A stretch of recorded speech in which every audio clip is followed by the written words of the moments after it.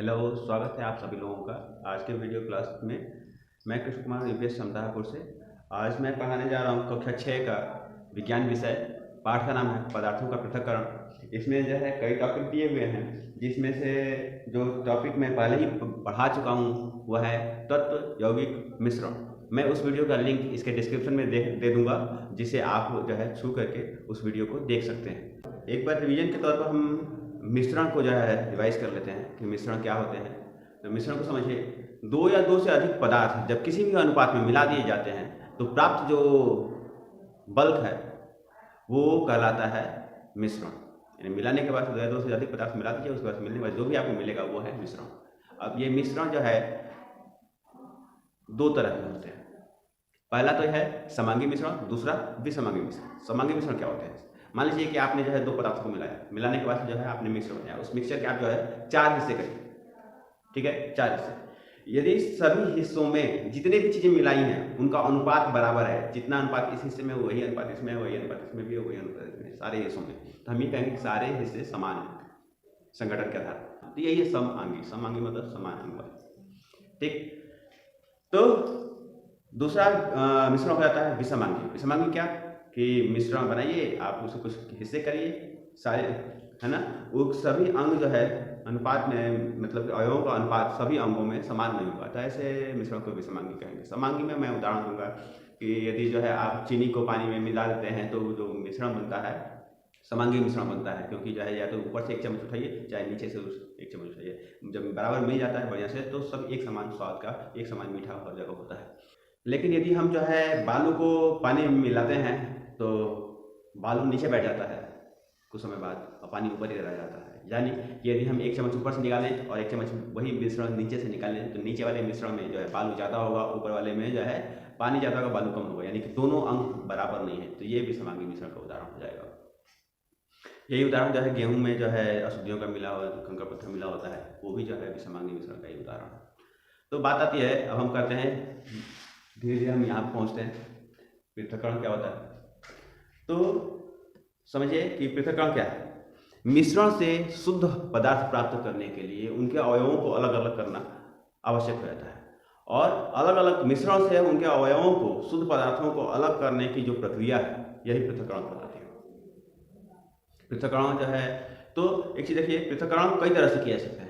आधार क्या होना चाहिए कि हम किस आधार पर पदार्थ को, मतलब कि उसके मिश्रण को अलग कर रहे हैं। तो देखिए मिश्रण अपने आप में जब कई तरह के हो सकते हैं, कई तरह की संभावनाएं है ना। जैसे कि एक तो है ठोस में मिल करके मिश्रण बने हुए हैं। एक अघुलनशील ठोस द्रव में घुला हुआ है, मतलब द्रव में पड़ा हुआ है। एक घुलनशील ठोस है जो द्रव में पड़ गया है, ऐसा भी मिश्रण हो सकता है। या दो अमिश्रणीय द्रव भी एक दूसरे में मिल सकते हैं, ठीक है। तो देखिए हम इनको कैसे कैसे बात अलग कर सकते हैं। जब ठोस दूसरे ठोस में मिल गया है, ऐसे दशा में हम कैसे अलग करेंगे। तो इसके जो है कई विधियां हैं, जो है ना, किस आधार पर, अलग अलग आधार पर हम जो है अलग अलग जो है विधि चयन करेंगे कि हम कैसे अलग कर सकते हैं। जैसे कि पहला है फटकना ओसाना। जब मिश्रण में दो तरह के अवयव हो, एक भारी हो और एक हल्का हो, तब हम इसके लिए फटकना और ओसाने वाला जो है पृथक्करण की विधि अपनाते हैं। इसमें करते क्या है कि जो मिश्रण है उसको कुछ ऊंचाई से गिराते हैं और दूसरी तरफ से हवा चलाते हैं, या हवा के जो है चल रही है उसमें ऊपर से नीचे गिराते हैं। अब इसमें होगा क्या कि जो भारी है वो हवा से थोड़ी दूर पर जो है गिरेगा, बहुत हल्की जो ऊंचाई है जस्ट उसके जाकर ये नीचे गिरेगा, और जो हल्की जो चीज़ें हैं वो हवा से उड़ कर कुछ दूरी पर जाकर गिरेंगी। इस तरह से क्लियर दो तरह के जो है सेपरेशन है। एक जगह जो है आपको भारी पदार्थ मिलेगा जो कि नीचे ही गिरेगा जस्ट जहाँ से हम गिरा रहे हैं, और एक जो है कुछ दूरी पर जाकर के इकट्ठा होगा। तो इस तरह से हमें जो है दो अवयव अलग हो जाएंगे। यानी कि इसका आधार क्या है, फटकना और ओसाने का जो आधार है कि अवयवों में भारात्मक रूप से अंतर होना चाहिए, एक हल्का होना चाहिए और एक भारी होना चाहिए। अब बात करते हैं थ्रेसिंग। थ्रेसिंग तब इस्तेमाल करते हैं जब हमें अनाज को उसके पौधे से निकालना होता है, ठीक है। तो पहले तो जो है अनाज के जो है बाली जो होती है, ईयर्स होते हैं, उसको पीट करके, लकड़ी के पट्टों से पीट करके अनाज के दाने को अलग किया जाता था। लेकिन अब जो है थ्रेसर्स आ गए, थ्रेसिंग मशीन आ गए, है ना, कंबाइन मशीन आ गई, तो ये जो थ्रेसिंग निकालेगा। अब है बीनना। बीनना कब हम इस्तेमाल करते हैं, पहले तो समझिए बीनना मिश्रण से हम बीनते कब कि जो चीज़ उसमें मिली हुई है, शुद्ध पदार्थ में यदि कोई अशुद्धि मिली है, वो अशुद्धि कम मात्रा में है और आंख से स्पष्ट दिखाई दे रही है, हाथ से पकड़ना आसान हो, यानी ये तो उसमें रंग रूप में अलग होना चाहिए, है ना। जो अशुद्धि है, मुख्य जो बल्ब हमारे पास है, जो मुख्य पदार्थ है, उसमें रंग में अलग हो, आकार में बड़ा हो और कम मात्रा में हो, तब हम जो है बीनने के काम करते हैं, इसको हैंड पिकिंग कहते हैं। ठीक है, तो ये बीन करके, जैसे कि चावल से जो है हम पत्थर कंकड़ निकालते हैं या धान निकाल लेते हैं।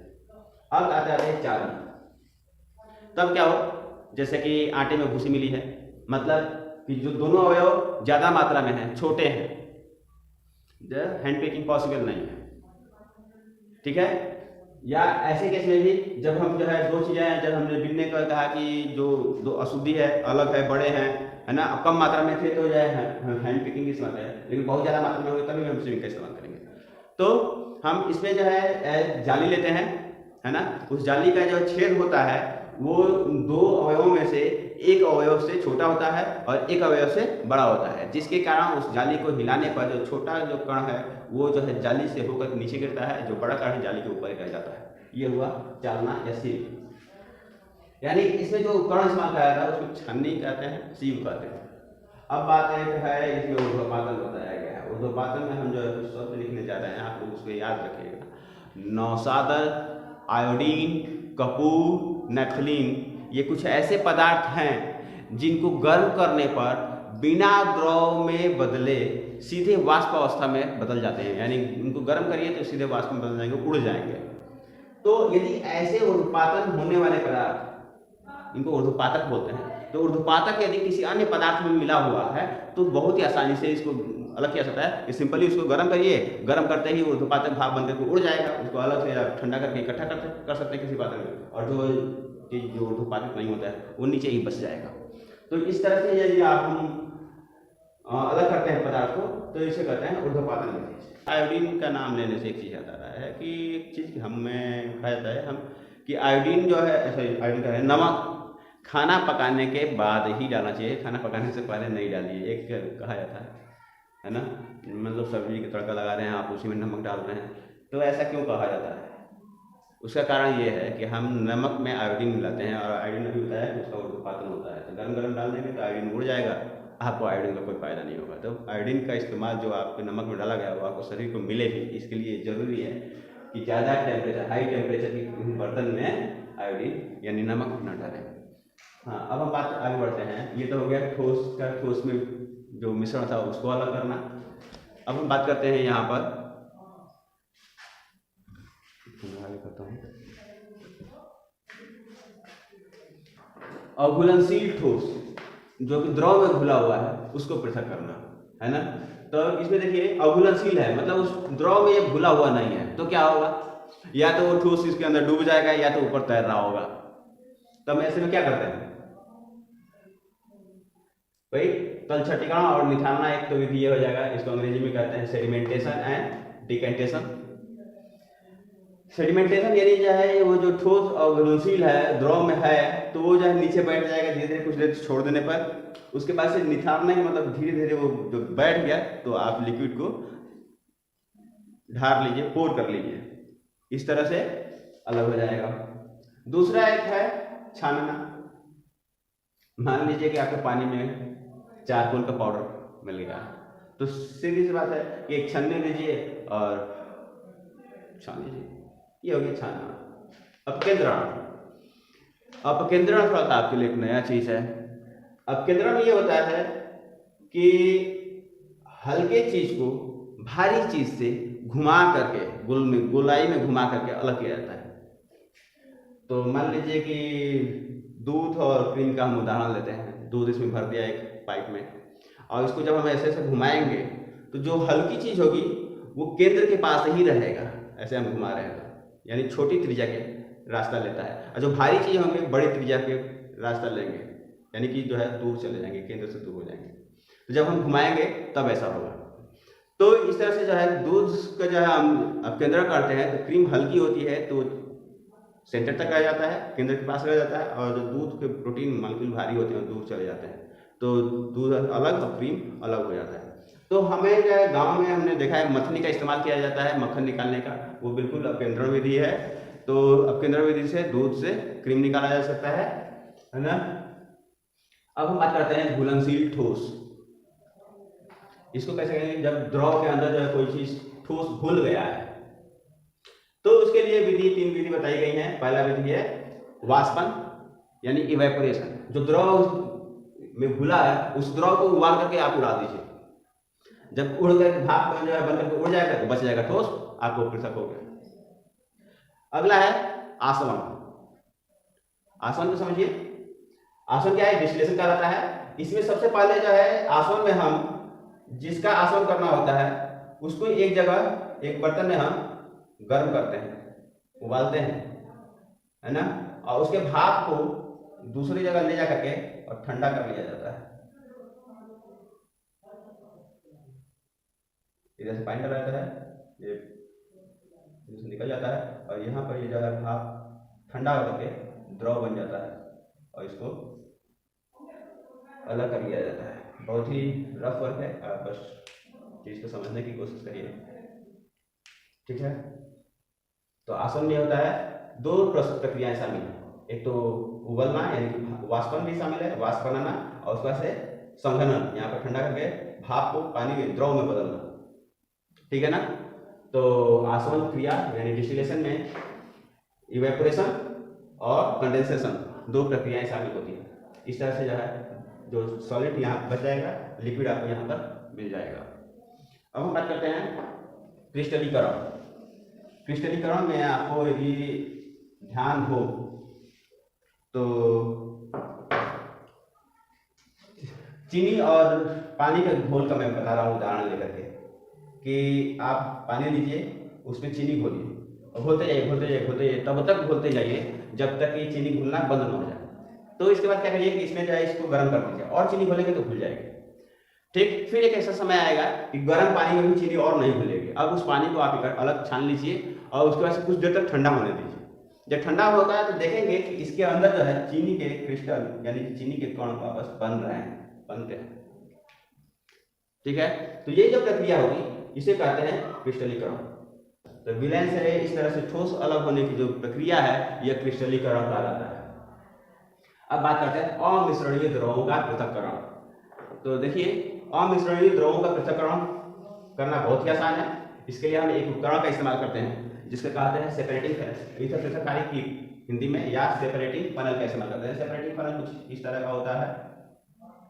यहाँ पर एक जो है कंट्रोल लगा होता है कॉर्क, जिससे कि हम इसके नीचे जो है बहने वाले लिक्विड का जो है ढक्कन को खोल सकते हैं, ठीक। यहाँ पर इस तरह से हो जाएगा, इसके ऊपर ढक्कन लगाया सकता है। अब जो है हम दो मिश्रणीय द्रव लगा इसमें डाला हमने, वो मिश्रणीय जो अमिश्रणीय द्रव का सॉरी। अब हम क्या करेंगे कि इसमें जो है अमिश्रणीय जो द्रव का मिश्रण है वो इसमें डालेंगे। क्योंकि ये जो है द्रव अमिश्रणीय है तो इसमें कुछ देर तक छोड़ देने के बाद से दो लेयर साफ साफ बन जाएगा। मान लीजिए कि वो जो दो अमिश्रणीय द्रव है, एक तेल है और एक पानी है, ठीक। तो तेल यदि मिट्टी तेल है तो ये ऊपर की तरफ हो जाएगा और पानी जो है नीचे की तरफ कुछ देर बाद। फिर आप क्या करिए कि इसको जो है खोलिए और इसको एक बीकर में पानी इकट्ठा कर लीजिए। जब तक ये यहाँ तक आता है तब तक खोले जाइए। जैसे ही ये चीज तेल यहाँ पर आ गया वैसे आप बंद कर लीजिए। तो इस तरह से आपको जो है यहाँ पर पानी अलग हो जाएगा और तेल अलग मिल जाएगा। दो विधियों के नाम मैंने, ये भी पृथक्करण विधियाँ हैं, ये मैंने नीचे लिखा है, देखिए। एक है चुंबकीय पृथक्करण और एक है क्रोमैटोग्राफी। दोनों ही बहुत ही ज्यादा महत्वपूर्ण है। तो चुंबकीय पृथक्करण में उन पदार्थों का पृथक्करण किया जाता है चुंबक से जो चुंबक के प्रति आकर्षित होते हैं, यानी चुंबकीय पदार्थ। तो चुंबकीय पदार्थ मैं बता दे रहा हूँ आयरन, कोबाल्ट और निकल। यदि ये पदार्थ तीनों में से कोई या तीनों में से कोई अन्य अचुंबकीय पदार्थ जैसे एल्युमिनियम, कॉपर, इन सबसे जो है या जिंक में मिल गए हैं किसी तरह से, तो इनको चुंबकीय पृथक्करण द्वारा किया जा सकता है। यानी आपको कोई मिश्रण बोले तो पहले आप ध्यान दीजिए कि कोई उसमें जो है चुंबकीय पदार्थ तो नहीं है। जैसे कि मैं ये कहूँ कि निकिल और एल्युमिनियम के छीलन एक दूसरे में मिल गए हैं, इनको कैसे अलग करेंगे? तो आप जो है दिमाग लगाएंगे तो देखेंगे निकिल मैंने बताया चुंबकीय पदार्थ है, एल्युमिनियम चुंबकीय पदार्थ नहीं है। तो चुंबक लगाइए उसके ऊपर, तो निकिल उसमें चुंबक में चिपक जाएगा, एल्युमिनियम ऐसे को ऐसे रह जाएगा, हो गया सेपरेशन। तो दूसरा एक है क्रोमैटोग्राफी। क्रोमैटोग्राफी क्या है कि रंगों के मिश्रण को अलग करना, ठीक है। रंगों के मिश्रण को अलग करना क्रोमेटोग्राफी कहा जाता है। देखिए मैं एक बता रहा हूँ कि हम मान लीजिए जो काली इंक है स्केच पेन का, उसको एक पेपर के स्ट्रिप पर, पेपर के टुकड़े पर इस तरह लगाइए, यहाँ पर कई बार लगाइए, ठीक। उसके बाद पानी लीजिए और उस पानी में इतना लगा के लटका दीजिए इसको। अब आप होगा क्या कि पानी धीरे धीरे इसमें चढ़ेगा, पेपर से होते हुए सूखेगा, ठीक है ना, ऊपर की तरफ, और इसमें जितने भी रंग हैं उनको ऊपर लेके जाएगा। कुछ रंगों को ये जो है पानी सिर्फ कुछ ऊंचाई तक, एक ऊंचाई तक पहुंचाता है ना, दूसरे रंग को दूसरी ऊंचाई तक पहुंचाता है, तीसरे रंग को तीसरी ऊंचाई तक पहुंचा सकता है, ठीक है ना। इस तरह से जहाँ एक काले रंग का है इंक थी, अब वो आपको देखने में यहाँ लाल रंग की एक पट्टी बन जाएगी, पीले रंग की पट्टी बन जाएगी, हरे रंग की पट्टी बन जाएगी, नीले रंग की पट्टी बन जाएगी। ये रंग की पट्टियाँ आई कहाँ से? ये रंग की पट्टियाँ आई काले इंक से, स्याही से, ठीक है। अब यह काले यहाँ से जो है ये काट लीजिए, यहाँ से ये काट लीजिए, यहाँ से ये काट लीजिए। इस तरह से आपको सारे रंग जो कि काले रंग में मिले हुए थे अलग अलग हो गए। तो इस तरह से क्रोमेटोग्राफी किया जा सकता है। तो क्रोमेटोग्राफी क्या है? रंगों को अलग करने की विधि है। और आप लोगों से रिक्वेस्ट यही है कि जो है वीडियो देखिए, दूसरे को शेयर करिए, कमेंट करिए, ठीक है, और लोगों को जो है इस चैनल को अधिक से अधिक सब्सक्राइब करने के लिए कहिए। बहुत बहुत धन्यवाद।